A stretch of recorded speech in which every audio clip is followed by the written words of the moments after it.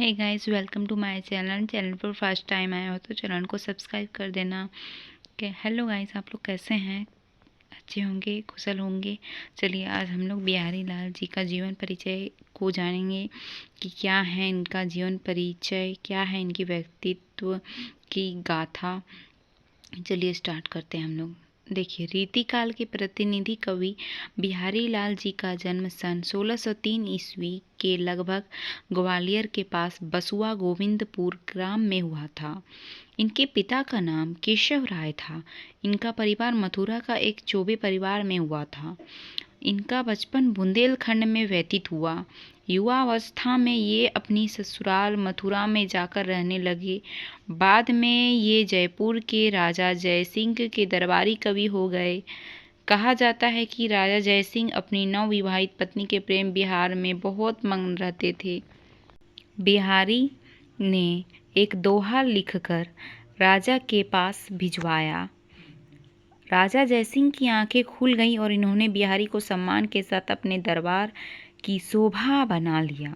वह दोहा क्या था? चलिए हम लोग आज आगे देखते हैं क्या था दोहा। जो नहीं पराग नहीं मधुर मधु, नहीं विकास इहीं काल, अली कली ही सो बंध्यो, आगे कौन हवाल।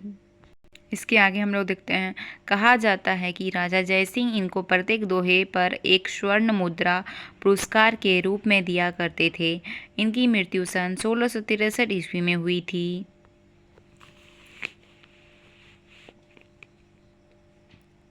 बिहारी की एकमात्र रचना बिहारी सतसई है। बिहारी ने किसी लक्षण ग्रंथ की रचना नहीं की। ये रीतिकाल के श्रेष्ठ कवियों में गिने जाते हैं। बिहारी के दोहे कवियों में गिने जाते हैं। बिहारी के दोहे 3 प्रकार के हैं: श्रृंगार परक, नीति परक और भक्ति काल। अधिकतर दोहे श्रृंगार परक हैं, जिनमें रूप, स्वभाव, मनोविज्ञान, भंगिमा का वर्णन इतना चित्रवत है कि मनमुग्ध हो जाता है।